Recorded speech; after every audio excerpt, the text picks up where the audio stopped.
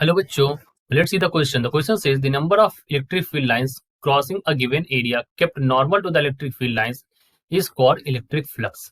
It is denoted by phi. Its unit is Newton meter square coulomb inverse.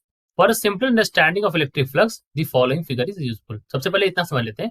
देखो क्या होता है electric flux. जो नंबर ऑफ फील्ड लाइंस किसी भी एरिया को क्रॉस करती हैं वो हमारा क्या कहलाता है, इलेक्ट्रिक फ्लक्स कहलाता है. ठीक है, जितनी फील्ड लाइंस क्रॉस होंगी उसको हम बोलेंगे इलेक्ट्रिक फ्लक्स. इसको डिनोट करते हैं फाई. ये साइन है हमारा phi.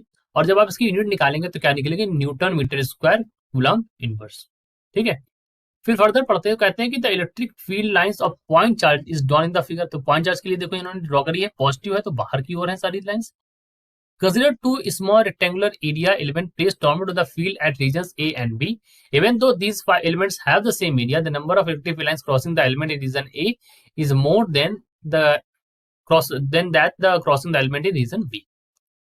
The electric field strength for a point charge decreases as the distance increases. Then for a point charge, electric flux also decreases as the distance increases.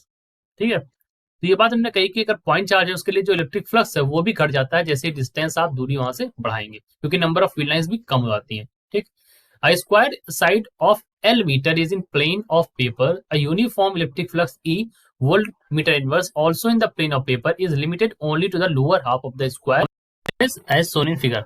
The electric flux associated within the surface is. तो हमें क्या निकालना है, हमें निकालना है electric flux. चलिए बच्चों, इस क्वेश्चन के लिए हमारे की कॉन्सेप्ट के बारे में बात करते हैं. तो इस क्वेश्चन को समझने के लिए जो हमारा की कॉन्सेप्ट होगा दैट इज, क्योंकि हमें निकालना है इलेक्ट्रिक फ्लक्स, तो इलेक्ट्रिक फ्लक्स को कैसे निकालते हैं वो जानते हैं हम लोग. देखो इलेक्ट्रिक फ्लक्स को हम नोट करते हैं फाई ई से.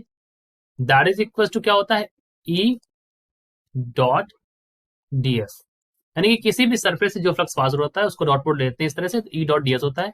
ध्यान रखिए कि एक और बात बच्चों, ये क्या है, this is dot scalar quantity. तो क्या है ये बेटा, ये है बच्चों स्केलर क्वांटिटी. तो आप इसको लिख सकते हैं phi E is equal to E dot DS को लिख सकते हैं यहाँ से E D S cos theta. This is our key concept. अब अगर क्वेश्चन में पढ़े तो फिर से इन्होंने कहा है the square of side L metre is in plane of paper. The uniform electric flux E is also in the plane of paper.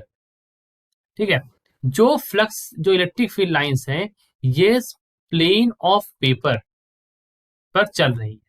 ठीक है, यानी कि ये जो पेपर ऐसे है इस प्लेन ऑफ पेपर में ये चल रही है इस तरह से.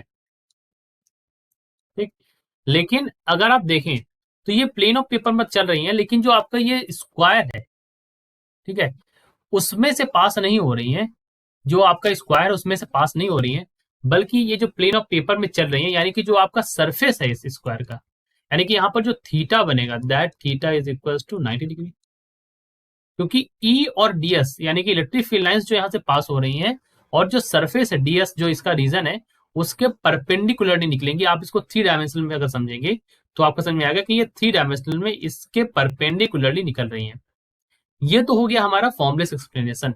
अगर आप ऐसे समझें तो हम जब फील्ड लाइंस आपने बुक्स में देखा है तो आपने फील्ड लाइंस ऐसे बनाए हैं और ये ऐसे दिखाते हैं कि इस सरफेस को ऐसे क्रॉस कर रही हैं, they are crossing the surface.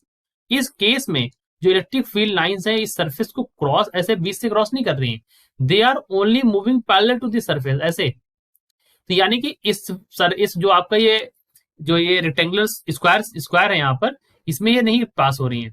Therefore हम ऐसा कह सकते हैं क्योंकि यहाँ पर स्क्वायर, क्योंकि यहाँ पर इलेक्ट्रिक फील्ड लाइन से पास हो नहीं रही है, तो इसके जो फ्लक्स होगा, फ्लक्स होता क्या है, फ्लक्स होता है the number of electric field lines passing crossing a given area.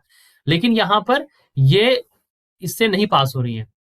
ठीक है, देयरफॉर हमारा जो थीटा हो जाएगा यहाँ पर क्या हो जाएगा, 90 हो जाएगा. यानी कि यहाँ पर जो फ्लक्स होगा वो पास नहीं, यहाँ पर फ्लक्स 0 हो जाएगा. तो यहाँ पर भी अगर आप देखें मैथमेटिकली इसको समझे तो भी आप इसको लिख सकते हैं that phi E is equal to E dot E D S, यहाँ पर हो जाएगा cos 90 आपका. और जैसे आप cos 90 रखेंगे तो cos 90 होता है 0, तो फाई की वैल्यू क्या हो जाएगा, यहाँ पर इलेक्ट्रिक फ्लक्स क्या हो जाएगा, 0 हो जाएगा. ठीक, so this is our answer. Okay, एक बार फिर से समझ लेते हैं. इन्होंने कहा है देखिए the number of electric field lines crossing a given area kept normal to the electric field lines. यहाँ पर क्या लिखा हुआ, kept normal to the electric field lines. यहाँ पर ऐसा नहीं मेंशन है कि इट इज केप्ट नॉर्मल. यहाँ पर मेंशन किया गया square surface of side L metre is in plane of paper and the uniform electric field is also in the plane of paper. यहाँ पर कहीं नॉर्मल का शब्द का वर्ड का यूज नहीं किया गया है। दैट इज वाई आप यहां से भी समझ सकते हैं। हमने तीनों एक्सप्लेनेशन दिए, पहला मैंने मैथमेटिकली आपको समझाया, दूसरा हमने ऐसे बताया कि देखो यहाँ पर फील्ड लाइंस पास नहीं हो रही, इस वजह से इससे फ्लक्स जीरो होगा, और तीसरा हमने जो दिया गया क्वेश्चन उससे भी कंपेयर करके आपको बताया यहाँ पर नॉर्मल का वर्ड का मेंशन नहीं किया गया, दैट इज वाई यहाँ पर फ्लक्स क्या हो जाएगा, जीरो हो जाएगा। सो हमारा जो करेक्ट आंसर होगा वो ऑप्शन नंबर डी होगा। This is our answer. I hope you understood it well. Best of luck.